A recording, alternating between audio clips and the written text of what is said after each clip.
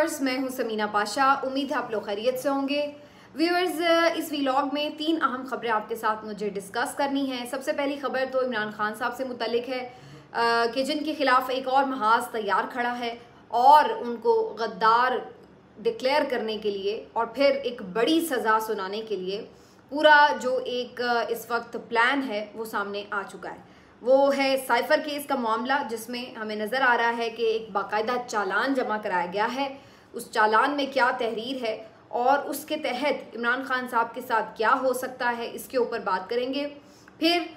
दूसरा जो अहम मामला है वो आपको बताएंगे कि जनाब बिजली के बिलों पर जो एहतजाज हुआ है उसके सिलसिले में पुलिस ने क्या सलूक किया है कश्मीर में, और कश्मीर में इस वक्त तक हालात कैसे हैं और किस तरह लोग जो है वो कश्मीर में बाहर निकले हुए हैं, वहाँ पर क्या सिचुएशन है, आपको इससे मुतालिक भी आगाह करेंगे। असद उमर साहब से मुतालिक भी अहम खबर आज के व्लॉग का हिस्सा है। आप सबसे रिक्वेस्ट है कि चैनल को सब्सक्राइब कर लें और वीडियो को लाइक और शेयर भी क्या करें।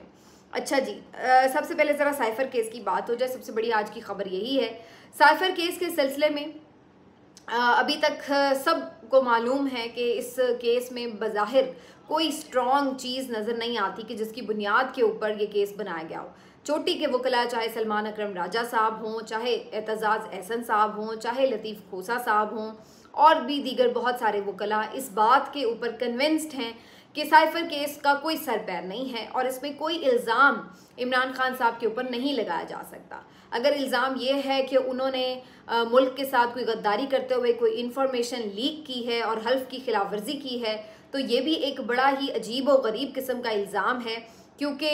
बज़ाहिर तो किसी मुल्क को उन्होंने जाके कोई इन्फॉर्मेशन या कोई हसास दस्तावेज़ात नहीं दी हैं। और अगर उनके ऊपर ये इल्ज़ाम है कि उन्होंने कोई लापरवाही का मुजाहरा करते हुए एक अहम डॉक्यूमेंट गुम कर दिया है, साइफर गुम कर दिया है, तो अगर ये भी इल्ज़ाम है तो ये भी उनके ऊपर साबित नहीं होता, क्योंकि आमतौर पर वज़ीर आज़म का काम नहीं है कि वो अपने कागज़ संभाल के रखता फिरे या फाइलों को ऑर्गेनाइज करे। ये तो आमतौर पर उसका स्टाफ ही काम करता है, तो इसके ऊपर भी कोई बात समझ नहीं आती। अगर उनके ऊपर ये इल्ज़ाम है कि इमरान खान साहब ने कोई ऑफिशियल सीक्रेट एक्ट की खिलाफ वर्जी की है और उन्होंने कोई इन्फॉर्मेशन जो है लोगों में पब्लिक कर दी जिससे कौमी सलामती को कोई मसला हो गया है, तो ये भी बात समझ में नहीं आती कि ये कैसे इल्ज़ाम आप लगा सकते हैं उनके ऊपर, क्योंकि जो इन्फॉर्मेशन साइफर की उन्होंने लोगों तक पहुंचाई है वो तो डी क्लासीफाई होने के बाद उसकी जो कॉपीज़ हैं वो मुख्तलिफ इदारों के सरबराहान को भेजी गई और कैबिनेट ने उसको डी क्लासीफाई किया था। डी क्लासीफाई होने के बाद कोई भी आपका जो डॉक्यूमेंट है उसको आप आगे पहुंचा सकते हैं, किसी भी जगह पे मूव कर सकते हैं। तो ये तो एक डी क्लासिफिकेशन बेसिकली ऑफिशियल मंजूरी होती है कैबिनेट की तरफ से, गवर्नमेंट की तरफ से, और उसकी फिर जिम्मेदारी जो है वो ज़ाहिर है पूरी काबीना के ऊपर है। तो ये भी किसी तरह भी इमरान खान साहब के ऊपर जो है वो पूरी बात नहीं उतरती कि उनके ऊपर इसका इल्ज़ाम ठहराया जाए। और फिर अगर आप इस बात को कह रहे हैं कि उन्होंने साइफर चोरी कर लिया और उसके बाद उसके मंदरजात को अपने सियासी फ़ायदे के लिए इस्तेमाल किया, तो चोरी होने की भी कोई तस्दीक पहले तो साबित नहीं होती, क्योंकि साइफर तो वहाँ पर मौजूद भी था। उसके ऊपर नेशनल सिक्योरिटी कमेटी की मीटिंग्स भी हुई। बाद में राना सनाउल्लाह को हमने ये कहते भी सुना कि साइफर तो वजारत खारजा में ही मौजूद है। अब वो साइफर कोई एक तो था नहीं कि वही इमरान खान लेके कहीं फ़रार हो गए, असल में तो उसकी मिनट्स बने और उन मिनट्स की कई कॉपीज़ बनी। तो अब ऐसी कोई चीज़ हम कह नहीं सकते कि जी उस मिनट की जो कॉपीज़ थी वो कहीं पर जो एक एक कॉपी कहाँ लीक हुई तो वो भी कोई इमरान खान का कसूर है। तो ये अब इतना एक अजीब सा केस है जिसके ऊपर बज़ाहिर तो ऐसा लग रहा है कि कुछ इसके ऊपर साबित भी नहीं हो सकता और कुछ इमरान खान साहब के ऊपर इल्ज़ाम भी नहीं ठहरता है। और अगर ये तो मैंने वो आपके ऊपर मामलात रखे ना जो कानूनी लैंग्वेज में हम कह सकते हैं, अगर इसको पॉलिटिकली भी देखें तो तब भी ये बड़ी अजीब बात है। जैसे लतीफ़ खोसा साहब कई दफ़ा इसको एक्सप्लेन कर चुके हैं कि एक वज़ीर आज़म के ख़िलाफ़ अगर कोई साजिश हो रही है या कोई एक चीज़ उसके ख़िलाफ़ बाहर से आई है, तो अगर वो अपने अवाम को उसमें बताता है, उससे रुजू करता है, तो इसमें फिर उस वज़ीर आज़म के ऊपर किस तरह कोई भी मुकदमा बनाया जा सकता है। इमरान खान ने अपने वज़ीर आज़म होते हुए अगर अपने अवाम के पास नहीं जाना था तो और किसके पास जाना था? वो कोई बैनुल अक़वामी किसी एजेंसी के पास तो नहीं चले गए, कोई दुश्मन मुल्क के पास तो नहीं चले गए, वो चीज़ लेकर के अवाम के पास गए। और ये बहैसियत वज़ीर आज़म उनका इख्तियार भी था कि वो जो समझते थे वो अपनी अवाम के साथ शेयर कर सकते थे। तो बजाय इसके कि जिन लोगों ने साजिश की हो एक मुंतखब वज़ीर आज़म के ख़िलाफ़, उनको पकड़ा जाए उसके जो सहूलतकार थे उनको अंदर किया जाए, उन पे मुकदमात हों, उल्टा जिसके खिलाफ साजिश हुई उसी को पकड़कर अंदर कर दिया गया। तो पॉलिटिकली भी एक बहुत ही वीक ग्राउंड्स के ऊपर बना हुआ केस है जिसका किसी को कोई सर पैर समझ नहीं आ रहा। लेकिन बहरहाल जो चाहे आपका हुस्न करिश्मा साज करे, तो आप चाहें तो राई का पहाड़ बना दें और उसमें से एक बहुत बड़ा केस निकाल लें, और बिल्कुल ऐसा ही हुआ है इस मामले में। इब्तिदा में इसके ऊपर शाह महमूद कुरैशी साहब और असद उमर साहब का जो मामला है वो भी बीच में था, वो भी मुल्जिम ठहराए गए थे और उनसे भी इन्वेस्टिगेशंस हो रही थी। लेकिन अब जो फाइनल चालान FIA की जानिब से पेश किया गया है अदालत में, वो बड़ा दिलचस्प है, जिसमें असद उमर साहब को बीच में से निकाल दिया गया है। उनको मिल गई है क्लीन चिट, उनको मिल गई है एक अप्रूवल के जनाब आप पाक साफ हो गए हैं, क्योंकि आप उस तरह इमरान खान के साथ इस वक्त नहीं खड़े जिस तरह बाकी परवेज़ इलाही या शाह महमूद कुरैशी खड़े हैं, लिहाजा उनके साथ तो रियायत बरत ली गई है। और ये बात सिर्फ मैं नहीं कह रही, ये बात सबको मालूम है कि जो भी इमरान खान का साथ छोड़ने पर रजामंद है या उल्टा उनके खिलाफ गालम गलोच करने या उनके खिलाफ कोई मवाद देने के लिए तैयार है, तो उसके ऊपर तो ना सिर्फ ये कि इनायात ऐसी हैं कि उनको मुकदमात से बरी कर दिया जाता है, बल्कि उनको मज़ीद भी नवाजिशात के तहत मज़ीद भी ओहदे वगैरह और पार्टीज़ में एडजस्टमेंट और इसके अलावा मुख्तलिफ पार्टीज़ की टिकट्स और काफ़ी कुछ उनको नवाजा जा रहा है। लेकिन जो लोग उनके साथ खड़े हैं या उनके खिलाफ बोलने पे रजामंद नहीं हैं, उनको फिर सज़ा दी जाती है। और इसी वजह से ये जो हतमी चालान पेश किया गया है, असद उमर साहब उसमें से क्लीन पाए गए हैं। और हामिद मीर साहब ने भी यही बात की है कि अगर वो भी इमरान खान के साथ खड़े रहते और उनका पूरा साथ देते जैसे बाकी कुछ लोग दे रहे हैं, तो वो भी फिर इस चालान का हिस्सा होते। लेकिन अब वो चालान का हिस्सा नहीं है और वो एक तरफ साइड पे हो गए हैं, ड्राई क्लीन होकर अब उनको साइड पे अच्छा बच्चा बना के बिठा दिया गया। बाकी दो जो लोग हैं वो कसूरवार ठहराए गए हैं, एक इमरान खान साहब और दूसरे शाह महमूद कुरैशी साहब, और कहा गया है कि जी ये दोनों कसूरवार हैं। अब जो FIA की चालान है उसमें जो दफात लगाई गई हैं उसके तहत जो मैक्सिमम सज़ा है और जो मिनिमम सज़ा है वो 2 साल से लेकर 14 साल तक कैद की सज़ा है। और जो इब्तदाई उसमें अगर लापरवाही वगैरह के मामलात हैं उसमें तो शायद 2 साल तक की सज़ा हो, लेकिन अगर आप ये इस्टेब्लिश कर देते हैं लिंक और कनेक्शन के इसमें आपने एक सिक्योरिटी नेशनल सिक्योरिटी ब्रीच की है और आप गद्दार हैं और आपने कोई बाहर के ममालिक के साथ भी इंफॉर्मेशन शेयर करके कोई बाकायदा मुल्क की सिक्योरिटी को दाव पर लगाया है, तो ऐसी सूरत में आपके ऊपर ज़्यादा सज़ा होगी। और ये ज़्यादा से ज़्यादा सज़ा जो है वो 5 साल से ऊपर हो सकती है, जिसमें 7 साल भी हो सकती है और इवन 14 साल तक भी हो सकती है। अब बहुत सारे लोग ये कह रहे हैं कि जो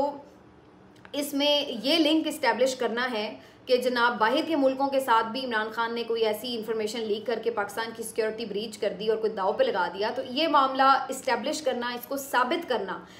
जो प्रोसिक्यूटर है, जो हुकूमती वकील है, उसके लिए बड़ा मुश्किल हो जाएगा। FIA के वकील के लिए बड़ा मुश्किल हो जाएगा, क्योंकि ऐसे कोई शवाहिद इनके पास नहीं है।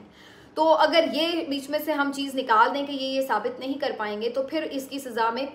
कम सज़ा हमें नज़र आती है जो कि इस केस में उन्हें सुनाई जा सकती है। अब प्रॉब्लम क्या है? प्रॉब्लम यह है कि तोशा खाना की भी एक कम सज़ा थी, और जब कम सज़ा होती है, जो 5 साल से कम सज़ा होती है, आम तौर पर जब आप अपील फाइल करते हैं उसके खिलाफ तो वो फ़ौरन ही मुअत्तल हो जाती है और फिर आप ज़मानत उसके ऊपर अप्लाई कर सकते हैं, जैसे कि तोशा खाना केस के सिलसिले में हुआ। अब अगर साइफर केस में भी 5 साल से कम सज़ा होती है, 3 साल या 2 साल होती है, तो फिर अगली ही पेशी में इमरान खान साहब उसके लिए उसके खिलाफ अपील दायर करेंगे हाई कोर्ट में, और फिर आप देखेंगे कि वो सज़ा मुअत्तल भी करनी पड़ेगी जज साहब को, चाहते हुए या ना चाहते हुए। अब इन दोनों सूरतों में प्रेशर ये है, कोशिश ये है कि ऐसी सज़ा बनाई जाए जो 5 साल से ज़्यादा हो, कम अज़ कम इमरान खान को 7 साल की सज़ा हो, ताकि वो फौरी तौर पर अपील में जाके मुअत्तल ना हो सके, और एक लंबे अरसे के लिए फिर उनको जेल में रखना मकसूद है चूँकि, तो फ़िलहाल उन्हें लंबे अरसे तक जेल में रखा जा सके। तो साइफर केस को अब काफ़ी ज़्यादा उसमें हवा भर के उसको फुला के एक बहुत बड़ा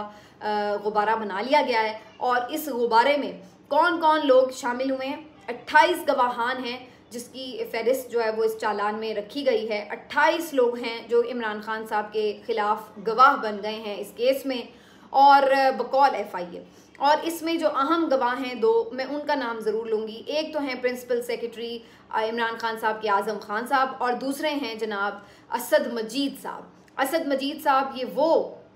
हस्ती हैं जिन्होंने खुद तहरीर किया है साइफर। तो अब ये FIA तो कह रही है कि ये 2 लोग भी उसका हिस्सा हैं, लेकिन अब सवाल ये पैदा होता है कि जब तक ये लोग खुद आकर अदालत में ये बयान नहीं दे देते और उनका बयान किस माहौल में रिकॉर्ड हुआ है, क्या हुआ है, ये बड़ा इंपॉर्टेंट होगा। क्योंकि जो आज़म खान साहब का बयान कहा जा रहा है 164 या 161 का बयान, 161 के तो खैर बयान की इतनी हैसियत नहीं है जो पुलिस के पास आप रिकॉर्ड कराते हैं। 164 जो मजिस्ट्रेट का बयान होता है, जो उसके रूबरू रिकॉर्ड कराया जाता है, वो इम्पॉर्टेंट होता है। लेकिन वो भी अगर किसी दबाव के तहत लिया गया हो तो फिर उसका भी अदालत में जाकर अगर गवाह जो है उससे मुकर जाए तो आप उसको उस तरह से फिर जो प्रोसिक्यूटर है उसके ऊपर दबाव है कि उसको वो साबित करना होता है। तो अब असद उमर साहब को तो साइड पे कर दिया गया है, उनकी भी कोशिश यही थी कि उन्हें गवाही बना लिया जाए, लेकिन आज़म खान साहब और जो असद मजीद साहब हैं, अब वो क्या अदालत में जाके खिलाफ गवाही देंगे इमरान खान के, ये एक बहुत बड़ा सवाल है। और ये मेरा ख्याल है वो सवाल होगा कि जिसके ऊपर फिर ये केस आगे चलेगा और इसके अंदर पूरी जान पड़ेगी अगर ये 2 अहम लोग जो हैं वो इमरान खान और शाह महमूद कुरैशी के खिलाफ गवाही दे डालते हैं। तो अब देखते हैं जी इस पर क्या होता है। आज़म खान साहब के हवाले से इमरान खान साहब को तो बड़ा यकीन था कि वो उनके खिलाफ कभी गवाही नहीं देंगे, लेकिन उसके बाद फिर वो कुछ अर्सा लापता हो गए और फिर उनके साथ क्या सलूक हुआ ये मालूम नहीं है, लेकिन अंदाज़ा ज़रूर है। और जिसके बाद फिर ये खबर आई कि वो रिहा भी हो चुके हैं और उन्होंने कोई बयान भी रिकॉर्ड करा दिया, अगरचे उन्होंने मीडिया पर आकर इसकी कोई तस्दीक नहीं की, लेकिन ऑफिशियली ये अनाउंस किया गया था। तो अब देखते हैं जी इस केस में क्या होता है, लेकिन किस्सा इसमें यही है कि इमरान खान को ज़्यादा सज़ा देना ही मकसूद है। अब मैं आपको ज़रा ये बता दूं कि आज़ाद कश्मीर के क्या हालात हैं, जहां इस वक्त हमारी निगरान हुकूमत भी, पूरी हमारी जो रियासती मशीनरी है वो इस काम की तरफ लगी हुई है कि जहाँ पर PTI को कैसे रोकना है, इनके लोगों के ऊपर कैसे क्रैक डाउन करना है। वहीं पर हम देख रहे हैं जो मुल्क की सूरत हाल है वो इंतहाई ख़राब तर होती चली जा रही है।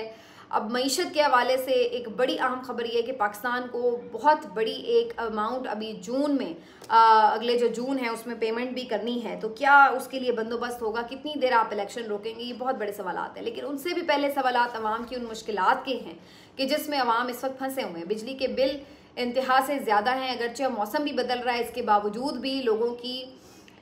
यानी इस्तात से ज़्यादा बिल आ रहे हैं जो कि वो पे नहीं कर पा रहे हैं। आज़ाद कश्मीर में इस सिलसिले में एक बहुत बड़ा एहतजाज हमने देखा, ना सिर्फ मुजफ्फराबाद में बल्कि कोटली में भी और भी कुछ जगहों पर एहतजाज रिपोर्ट हुआ है, जहाँ पर बड़ी तादाद में शहरी खुद लिखने हैं, अपने तौर पर निकले हैं और वो एहतजाज कर रहे थे। लेकिन अफसोसनाक बात यह है कि इस एहतजाज के दौरान पुलिस उनके ऊपर टूट पड़ी और पुलिस ने उनके ऊपर जो है धावा बोल दिया, उनको लाठी चार्ज किया और उसके बाद फिर उनके ऊपर इंतहाई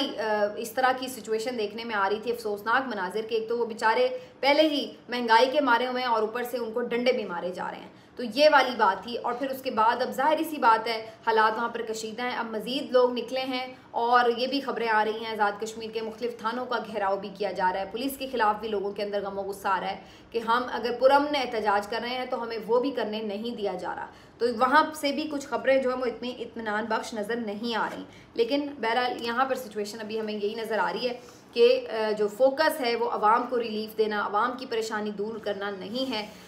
फ़िलहाल अपनी परेशानी दूर करना फोकस है और अपनी परेशानी है